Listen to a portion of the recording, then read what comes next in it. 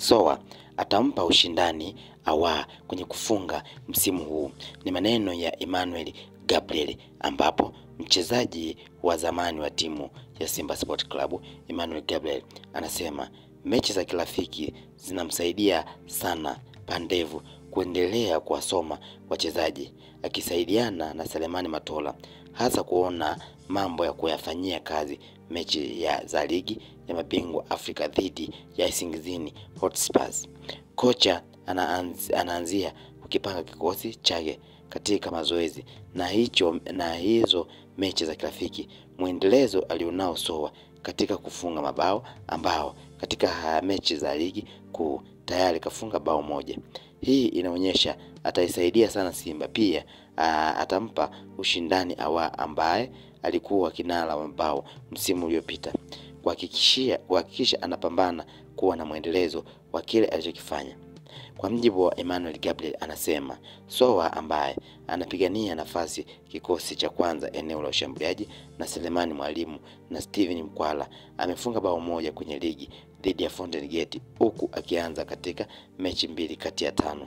Kwa upande wa Mwalimu alianza katika mechi moja, naye ana bao moja alilofunga dhidi ya Namungo. Mkwala bado hajafunga, huku akianza katika mechi 2 kati ya 5 ambazo ameweza kuzicheza. Aliweza kufunguka Emmanuel Gabriel ambaye ni mchezaji wa zamani wa klabu ya Simba Sport Club.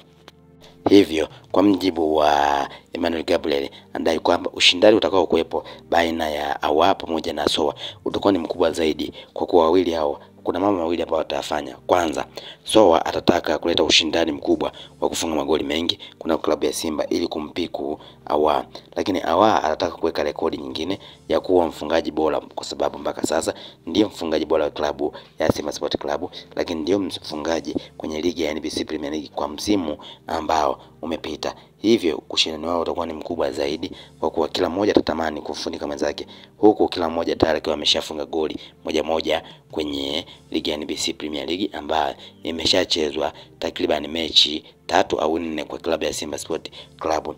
Awa ambaye alisajiliwa kwa msimu mmoja, ambaye amesajiliwa msimu mmoja uliopita, basi aliweza kujizolea maarufu kutokana na upigaji wa mipira ambayo imekufa, huku Soa ambaye anajulikana kama Black Lion, yeye alijizolea maarufu kwamba akiwa kwenye nafasi nzuri kwenye eneo la 18 au karibia na 18, basi hawezi kukuacha salama mpinzani, hivyo anaweza kukulaza na viatu muda wote ambao atahitaji yeye. Hivyo ushindani wao utakuwa ni mkubwa zaidi pale Simba, kwa kuwa kila mmoja atatamani kuweza kufunga goli lolote lile ili amzidi mwenzake. Hivyo mpinzani wa kweli wa Soa wa Awa atakuwa ni Soa na wala sio wachezaji wengine. Hivyo Awa ajiandae kisaikolojia kuweza kupata ushindani wa kufunga magoli dhidi ya Jonathan Soa.